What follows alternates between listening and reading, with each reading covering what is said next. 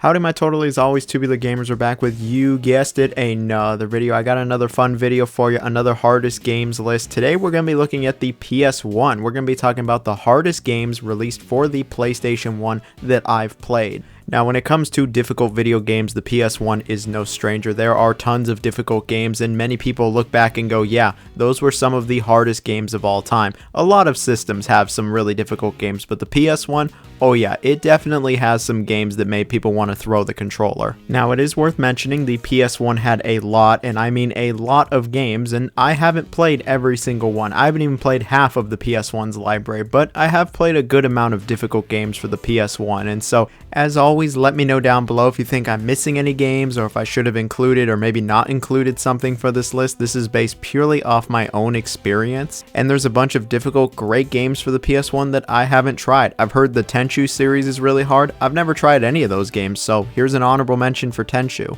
And as per usual with these lists, I'm not talking about games where, oh, if you play on the hardest difficulty, yeah, it's one of the hardest games for the console, or, oh, if you go full completionist mode outside of the charity fraud, the game becomes super hard. I'm talking about just the average Joe Schmo trying to play through this game on the normal difficulty, get to the credits, and having a really hard time.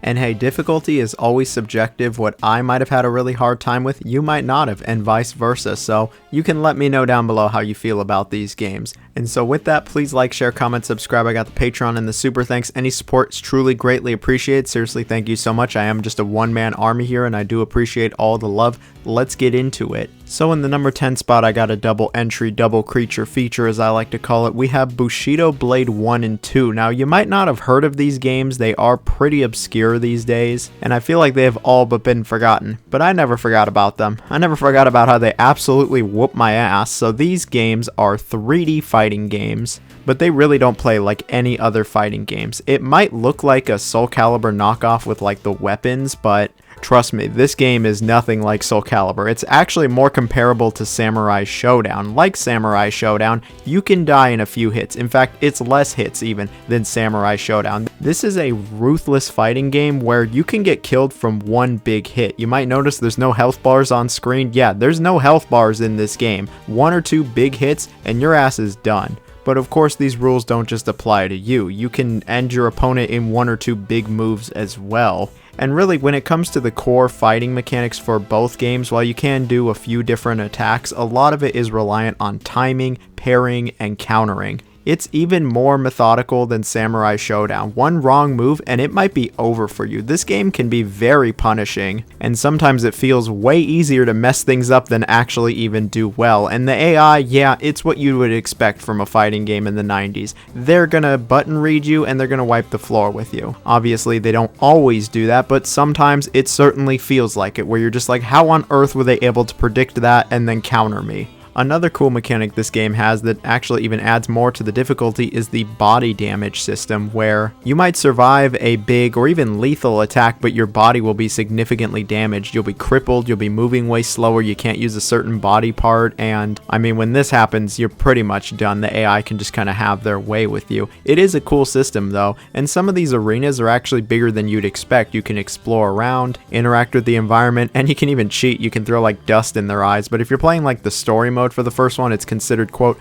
dishonorable, and you know, you gotta keep things honorable here, and then the AI cheat and you're just like, what the fuck? And speaking of WTF, the second game actually has somebody that wields a gun, and not only does it feel super out of place, but they can just totally destroy you with it. I mean, it's a gun. Like, yeah, you can block all of their attacks with melee weapons, but it still is a tough game. The AI really are not going to go down without a fight for either of these two games. And which one do I think is more difficult? Honestly, I'd say they're basically the same, and that's why I've just got both of them. They're some of the hardest fighting games from the 90s, and there's a lot of difficult fighting games. Those old Fatal Fury games, Children of the Atom, and even some of those old Virtua Fighter games can give you a run for your money. But when it comes to PS1 fighting games, I don't think it gets any harder than Bushido Blade 1 and 2. They're both challenging, punishing fighting games where even the simplest mistake can cause you to lose the entire fight, but it's also incredibly satisfying and rewarding when you are able to just totally punish your opponent because of a mistake they made. The second game even has local multiplayer, and it's great fun. I hope in the future maybe these games can at least get re-released. I don't expect a remake or some kind of modern interpretation, but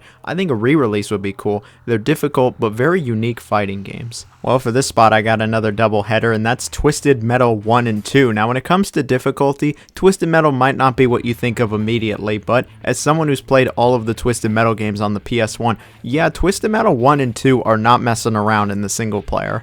Now, I'm sure there are people who have only ever played the multiplayer for these games, which is great fun, but if you boot up Twisted Metal 1 or 2 single player, you'll quickly realize just how difficult these games can actually get. Like, almost shockingly so. These are car combat games. How exactly are they all that difficult? Well, let me tell you, and this applies to both games. I couldn't really tell you which one I thought was harder. I struggled with them both about an equal amount. While it might feel like you steamroll the first and even second level in these single player modes, it's really the third level and on where they will just start kicking your ass. And what I mean by this is the AI will just have really good map knowledge. They'll know where all the powerful weapons are, they'll know where all of the other AI are and where you are, and they'll know where to go to heal. And so oftentimes you'll just be totally ambushed by them and they'll hit you with a bunch of big weapons, dip, heal, find more big weapons, and then ambush you again. And so you really gotta chase them all down. And at times it feels like they're all against you, when in reality they're all supposed to be fighting each other. It's last person standing, but it really feels like they're all just coming after you. They only focus on you, and the only way you're going to be able to beat them is by having better map knowledge of them. So what this comes down to is trial and error, really exploring every map, figuring out where all the best weapons spawn, where there might be secrets, where there's healing, and then doing the ambushing yourself, really just slamming into them and blasting them with weapons over and over. This is how you're going to win. Any other strategy, I don't know if it's going to be as effective, because they're just going to start ambushing you and you can very quickly just get totally wiped out. Like, we're talking a few missiles and then your ass is done. And the further you get in the single player, the harder it's going to get, especially at the very end, the last area. In both games really just always gives me a good amount of trouble, where you just have way less health than everybody else and it feels like you're just barely hanging on, barely surviving. And the maps get more difficult also. While they start out pretty flat and easy, they become a lot more complex, and then you can even drive off the side and yeah, it's pretty much over. And so further map knowledge is required. I'm not going to act like it's impossible to beat these games, it's totally not. And with very good map knowledge, decent reflexes, and just being able to get the jump on your opponents, you'll be able to beat them all. But I feel like it's going to take a good amount of trial and error before you get to that stage. It's also going to take some time to just get used to how the games play. They aren't the fastest, they feel quite sluggish, they're obviously well, for lack of a better phrase, just very ugly, and it takes a bit of time to get used to them. I'm not going to say they've aged all that well, but they still are a ton of fun, and they're still challenging all these years later. There is 3 other Twisted Metal games on the PS1, that's Twisted Metal 3, 4, and Small Brawl, but I didn't have that much trouble with any of these games. Maybe by this point I was just battle hardened for Twisted Metal, or the maps were easier, but I just didn't think they were as challenging. I think Twisted Metal 1 and 2 are some of the hardest games in the series, but I still wouldn't say it's the hardest Twisted Metal game. I feel like nothing's ever going to be harder than Twisted Metal Black. That game was just freaking hard. But yeah, the original 2 Twisted Metals, absolute classics for the PS1, excellent multiplayer titles, but trying to play the single player, you'll see that these are some of the hardest games for the console, and I feel like barely anybody ever mentions Twisted Metal when talking about the hardest games for the PS1, but I am. Okay, so for this entry, I got another double header. Yes, I know 3 in a row, but I promise this is the last one. This is the last double creature feature, and speaking of creatures, we have Parappa the Rappa and Jammer Lammy. Now, if you're unfamiliar with these games, you are in for something. There really has never been another series like the Parappa series. It's a series of rhythm games starring a rapping dog, a very flat rapping dog. These games are incredibly flat, and the spin-off is Jammer Lammy. On the PS1, there's the original Parappa and Jammer, but on the PS2, there was Parappa 2. Today, we're just talking about Parappa 1 and Jammer Lammy. In the future, I think I'm going to do a little video on all 3 of these games. Something though that's pretty consistent across all three of these games is the difficulty. They're all difficult games. They are all rhythm games, and difficulty for rhythm games I know varies quite a bit. Some people think the most simple of rhythm games are difficult and others really want that complex shit. Well, I can only speak for me personally, and I think Parappa and Jammerlammy are both quite difficult. They actually both start out pretty easy. That first level, even the second level, really won't give you all that much trouble, but the third level and on, you just go, holy moly, dude, this is getting ridiculous. You need to be actually pretty good. And I found myself playing through these levels not once, not twice, not even like 5 or 6 times. We're talking like a dozen times to complete.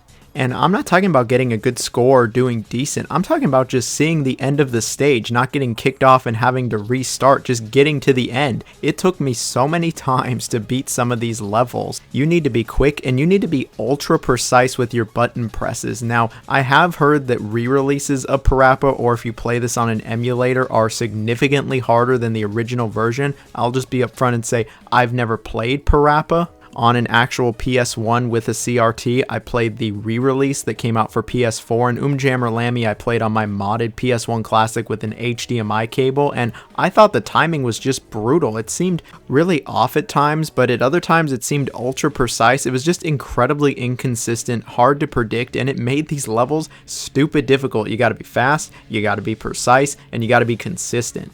Like, some of these levels go on for several minutes, and if you lose at any part of it, you got to start that whole thing over. And trust me, it's not going to get much easier. Again, maybe it's because I'm playing it on modern hardware. Maybe if I actually hooked up the CRT, hooked up a PS1 and had the discs, which are probably pretty expensive now, the game would be a lot easier. I can't say for certain, but what I can speak on is my experience with these games, and they were both incredibly difficult rhythm games. I just retried these levels legit over and over and over. I've heard some of these songs so many times, they're just fried into my head. I love them. Like, I love the music to this game, but like the cooking song with the chicken, I will never forget that song. I will be fucking 75 years old with amnesia and Alzheimer's, and they're going to be asking me about my life, and all I'm going to be able to tell them about is Cheep Cheep the chicken, and they're going to be like, what the fuck are you talking about? Anyway, I got a little off track there. What I'm trying to say is Parappa and Jammerlammy, some of the hardest rhythm games from the era, and the hardest ones on the PS1 that I've played at least.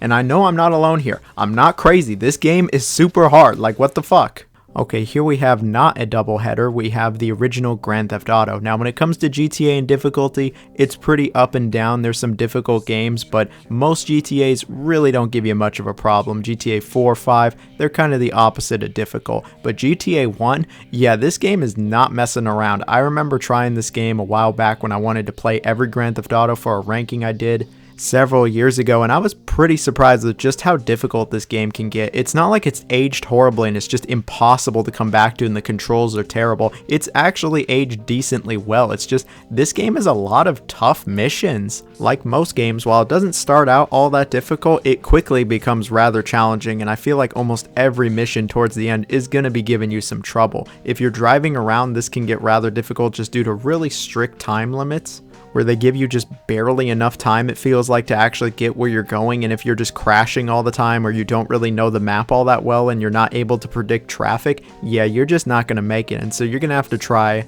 again and again. And then when you have to actually take out enemies, there's plenty of times where you just get absolutely ass blasted by enemies. You're going to need some good shit to take them out. And you don't got the same cheat codes that you do in like GTA 3 to take them out. Sure, you can get some help, but I feel like there are plenty of missions that I just had to retry over and over, and I got so sick of it. I was like, I'm sick of driving around this map. I'm sick of barely making it within the time limit and getting swarmed by enemies. But after enough persistence and trial and error, I was able to get through it. It's not impossible, and if I did it, you sure as hell can do it too. I would say that GTA 1 might be the hardest of them all. GTA 2 absolutely has its moments. It has plenty of moments and missions that get just as hard as the first one, but I just didn't find it overall as hard as the first one. Maybe I was a little battle hardened or ready for it, but I thought the first game was harder. GTA 3, that's a difficult one too, but we're not talking about that today. We're talking about GTA 1. This is a difficult game. It's going to take a bit of time to get used to the controls and just how it plays and feels, but the later missions really are going to test you. It's not one thing in particular. It's just several different factors kind of falling on top of you. And the further you get, the more and more they pile up. But Again, it's not an impossible game and you can totally do it. The game is a classic for a reason and it ended up being one of the most influential game series of all time. Oh, you all knew this was coming. Here we have the original Crash Bandicoot. Where do I even begin with this game? This game is notoriously difficult and it's really funny how they remade it as part of the Insane trilogy, and that was the first time a lot of people experienced this game and just went, wow, this is a really tough game. Oh, it's always been that hard. The Insane trilogy is arguably even easier since the continues aren't so bullshit. Like, I know the physics are a little different in the remake, but I'd much rather play the Insane trilogy than this original game. This is, without a doubt, one of the hardest 3D platformers ever made, and it's so inconspicuous. Like, it looks like this easy, fun little platformer, and it starts that way, but you quickly realize this game just gets absolutely ruthless. Like, it just gets brutally difficult, and there is so much trial and error. Some of these levels can just straight up eat my ass. The bridge levels can just fuck right off. You need the most precise platforming. Enemies show up and it's bullshit. It's just bullshit. I have died so many times, like so many times on these levels. I've spent way too much time on really any of the bridge levels in the original Crash Bandicoot. These levels are just brutal. Like, the amount of precision you need on top of the length for some of these levels, it can feel like an absolute gauntlet. And I'm talking about just finishing the level, but the difficulty doesn't just end there. There's plenty of other difficult levels thanks to bullshit enemy placement, incredibly precise platforming. The controls can be kind of slippery, the hit detection can be kind of wonky, Crash dies from fucking anything, and it's no wonder why so many people not only never beat this game but threw their controller in rage at it. Like, it just feels like every single pixel is trying to kill Crash in some of these levels. It just gets absolutely relentless. And all these years later, I still really have a lot of trouble beating this game.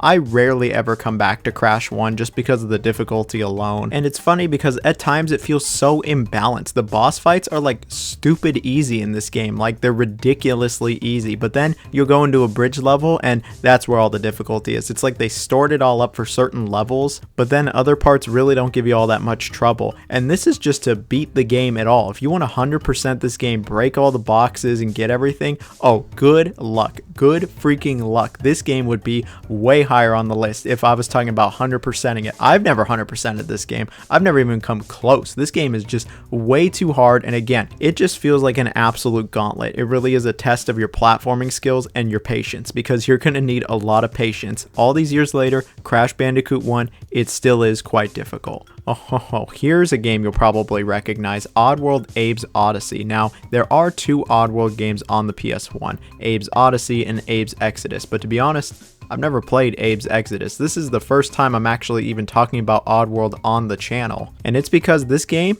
it's really freaking difficult. I did not realize just how difficult this game was until I played it. Like, I had seen plenty of people talk about Oddworld for a long ass time and how it has this amazing world and story and vibes and just an atmosphere you can't get from like any other game series, and I was really excited to finally try it. And when I played Abe's Odyssey, I was shocked with just how difficult this game is. Like, this game absolutely kicked me to the curb and stole my lunch money. It was like, huh, you want to experience this cool adventure known as Abe's Odyssey, you're gonna have to get past this really difficult platforming. Cinematic platformers have historically been pretty difficult. The original Prince of Persia's is what comes to mind for me, and this game, oh, it absolutely enforces that. You want to talk about trial and error. We talked about it for Twisted Metal, and I talked a good amount about it for Crash Bandicoot. Oh, Abe's Odyssey is trial and error to the max. You will play through these levels or these sections over and over and over until you finally are able to get through them. Like, everything kills Abe. If you fall too far, you die. If you touch certain things, you die. If you pick your nose, you die. There's lots of things that are ready to kill Abe like instantaneously, and I replayed some of these areas like half a dozen times. The game starts difficult and it only gets more and more difficult, with some sections taking me like 30 minutes to get through. I'm not very good at these games. I will be the first person to admit it, but I cannot imagine someone who's even worse than me trying to get through this game. I just imagine it would be a very, very frustrating experience, and saving all the Mudokons just it just sounds like a fucking nightmare. 100% in this game sounds like it would be much more difficult than it already is. This game also requires a lot of patience. I found out the hard way. You can't just run through these areas and jump all over the place and go through it willy-nilly. You will die like immediately if that happens. You got to take your time. You got to plan your jumps. You need to be very precise with your platforming. You got to do some puzzle solving. And even with all that, it still feels like there's plenty of moments where you're like, how could anybody have predicted that? How could I have known this was going to happen or things were going to pan out this way unless I've played the game before? It just gets a bit ridiculous. You're going to need a walkthrough in certain sections as well, especially if you're trying to save a bunch of the Mudokons, and I don't even want to think about how long it would take me to do that. It is worth noting that this game was remade as Oddworld New and Tasty, and I can't speak on that remake. I don't know if it's any easier, maybe the controls are a little better. I want to play it one day and compare it with the original, but what I can tell you is that the original, yeah, it's a difficult game that had me yell out in anger plenty of times. So here we have a pretty infamous game. We have the original Driver. Now, I'm going to take a step back and pose the question, how many video game tutorials have ever given you trouble? Have any video game tutorials ever given you trouble? It seems like a silly question. It's a tutorial. It's supposed to teach you how the game works. It's not supposed to be difficult. It's supposed to give you the tools to succeed for when it gets difficult, not in Driver.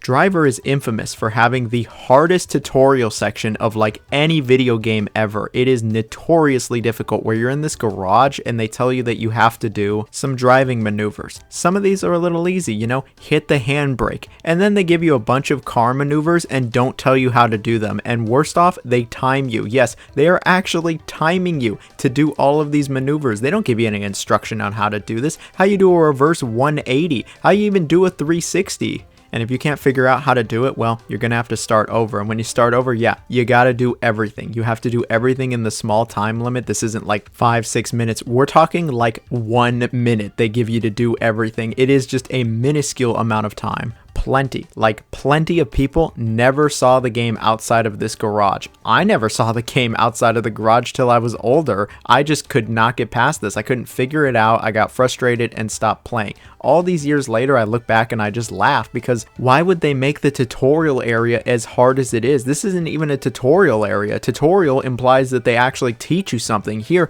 they just tell you what you need to do and you got to figure it out on your own. This intro area is just absolutely ridiculous.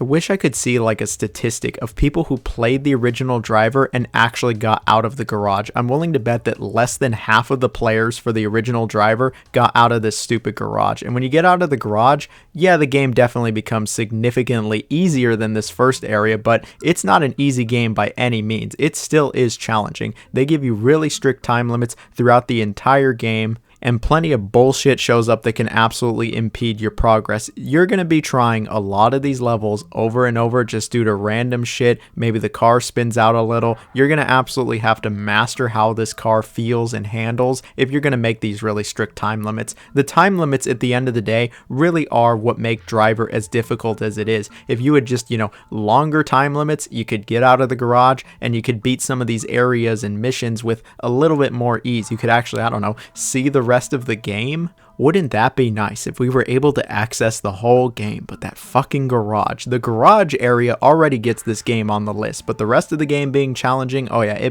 it props it up quite a bit. So let me know down below if you were able to get out of the garage. I'd love to hear it. I certainly couldn't do it till I was older just because I didn't have the patience and I didn't understand how to do these maneuvers, but eventually when I got out I realized that this is actually a pretty good game, and it was definitely ahead of its time. Like, this was years before GTA 3, and it felt like it was kind of doing what GTA 3 would eventually do. And then Driver 3 came out trying to copy GTA 3, and, well, there's a reason you've never really heard of the Driver series nowadays, but you know all about GTA. I'm getting off topic here. That's a video for a different day. Let's move on. And so here we have not a double header, not even a three-way. We've just got an entire series. I have all of the PS1 Tomb Raider games. I know this is a bit of a cheat, and the Tomb Raider games aren't totally even when it comes to difficulty, but I really am just putting all of them here. They're all difficult really for the same reasons. If I had to pick just one, it'd probably be Tomb Raider 2 or 3. Those ones, yeah, they're pretty tough. The Tomb Raider series is actually quite difficult. Like, as someone who never played them growing up, I was a bit surprised when I came back and played these games and went, wow, this is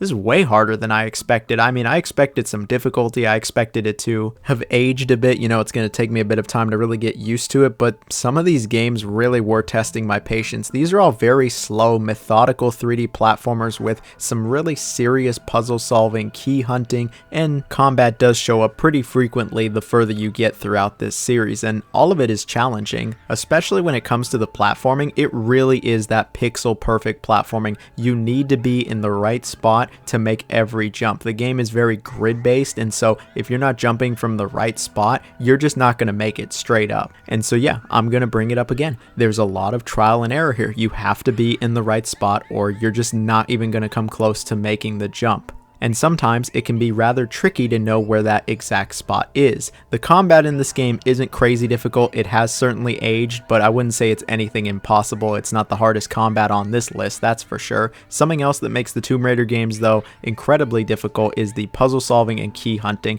Sometimes it is very obtuse when it comes to where you're supposed to go or what exactly you're even looking for. You'll just be doing like straight up pixel hunting unless you have a walkthrough. You're going to be searching every nook and cranny, and this is really for all of them, especially in the second and third game where I'm just like, where on earth are you supposed to go? Where are the items you're looking for? Where do they even go? And you can just feel so lost. And I know that plenty of people love how lost you get in these games, but I eventually got pretty annoyed with it and just got the walkthrough out. I was like, this is getting ridiculous. Like, I know people clown on the yellow paint, especially in Capcom games, but I could really use some fucking yellow paint. I'll be the first to admit it. I'm not afraid to admit it. Call me just a stupid zoomer who doesn't understand older games, but I was so ridiculously lost in these older Tomb Raider games, and it's so easy to miss where you're supposed to go or what exactly you're looking for, like when the key's just basically hidden out of plain sight and you just gotta literally explore every nook and cranny, every corner as far as you possibly can,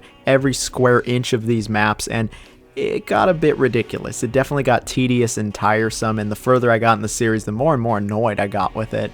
And then if you're playing the PS1 versions of these games, the saving can be quite ridiculous, especially with the stupid crystals. That's why the third one is so difficult. Don't bother playing the PS1 versions of Tomb Raider 1 through 3. Just go play the modern re-releases where it's much better with the saving, the graphics, the controls. It's all a lot nicer. But if you've never played these games before, your ass is still going to get lost and you're still not going to know where exactly you're supposed to go. All of these games are absolute classics and they all have killer atmospheres. Like, you really do feel like you're going on an adventure, like you're a real explorer when you go to some of these areas. They're just, again, so dense and you get so lost that it just feels like a true expedition that not many other games are able to capture. Like, there were other Tomb Raider clones like those Indiana Jones games, but none of them were able to capture the vibe, the atmosphere, the world of those Tomb Raider games on PS1.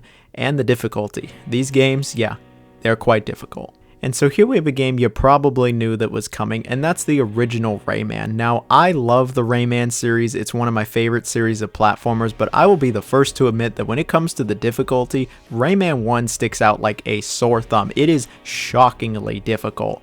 I remember as a kid, I played Rayman 2, I played Rayman 3, and even Rayman Arena, and when it came to the difficulty, they were all pretty consistent. They really weren't hard at all. Then I got a PS3, and I bought Rayman 1 as a PS1 classic and played it and just went, what on earth? This game is way harder than the other Rayman games. And looking back, I was like, oh, I was probably just a stupid kid and I wasn't any good at the game. So I tried it again as an adult.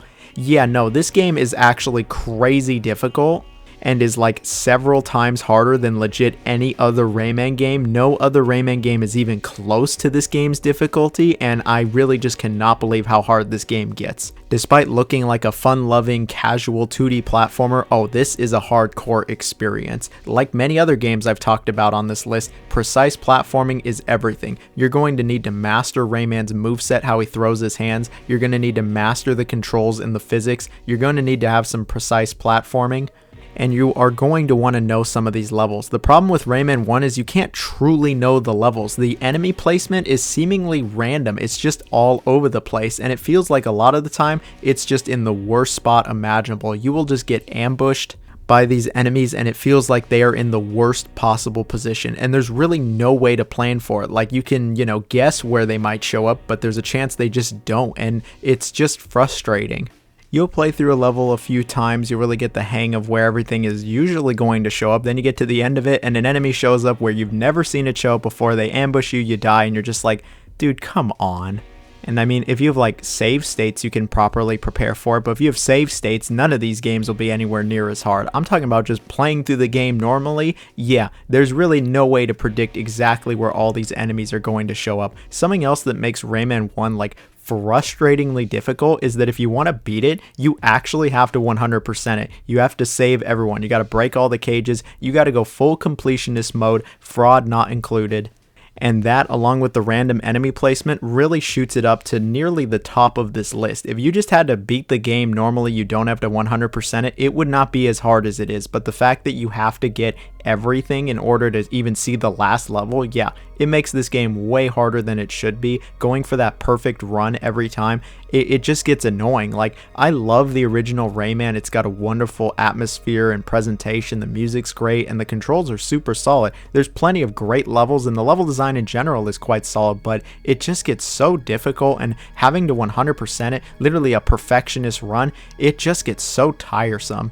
And it feels like at times it almost demands perfection from you. I really still just cannot believe how hard this game gets. You really wouldn't believe that the original Rayman gets this difficult, where it's one of the hardest 2D platformers from the 90s. There's so many hard games from the 90s, but man, Rayman 1, it's not fucking around. It's the hardest platformer on the PS1 in my opinion, and it really did scar me as a kid. I almost had this game as the hardest PS1 game of them all. Rayman 1, who would have believed it? I wouldn't have a few years ago, but yeah, it is a challenging one. But then we have the hardest PS1 game in my opinion, and that is Kingsfield. Now, Kingsfield, for the unfamiliar, is developed by From Software. That name probably sounds familiar. They also made Dark Souls, Bloodborne, Elden Ring, and if you know those games, you know they're difficult, and yeah, they were making hard-ass games way back on the PS1. Funny enough, Demon Souls is actually like a spiritual successor to the Kingsfield series in general, and if you play Kingsfield after you play Dark Souls and all of those, it's not hard to see why. The structure isn't all that different, and a lot of mechanics carried over to the Souls series, like the difficulty. Kingsfield is absolutely not messing around. Pretty obvious since, you know, it's in the #1 spot here, but I don't think PSX games, PS1 games, whatever you want to call it, get any more difficult than Kingsfield.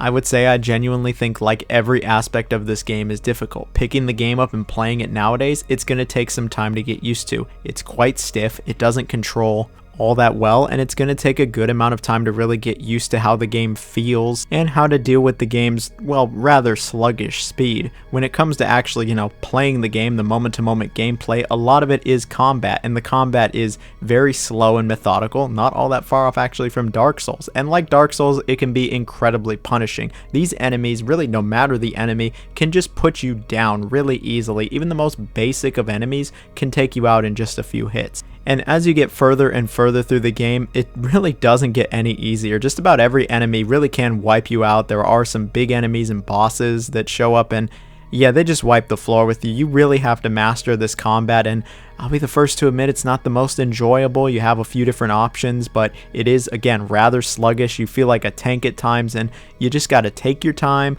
be patient, plan your attacks, and just kind of hope for the best. If you've got an anime on your side, you'll probably be able to beat this game no problem, but someone like me, oh yeah, I struggle with it a long time. The level design is a bit obtuse as well, and it can be kind of difficult to see where you're supposed to go. The draw distance is just not all that good, and like Dark Souls, you'll get plenty of items and go, I have no idea what this does. I have no idea where it goes. Is it a key item? What if I lose it? And so there's some key hunting, some puzzle solving. Navigating these environments isn't the easiest. Yeah, this game, it just feels like it goes on and on and on. Everything is trying to kill you, and while there isn't like a ton of trial and error like these other games, it's the kind of difficult where it's really going to grind you down. Like, it doesn't have an immediate massive reason as to why it's difficult. It's just like every aspect of the game coming together to make for, yeah, a really challenging experience. It is one of the hardest games of the 90s, and if you're somebody who really likes challenging older games and haven't tried Kingsfield, I recommend you try it out. You'll probably enjoy this series. I've only ever really messed around with this original game, which yes has very primitive graphics, but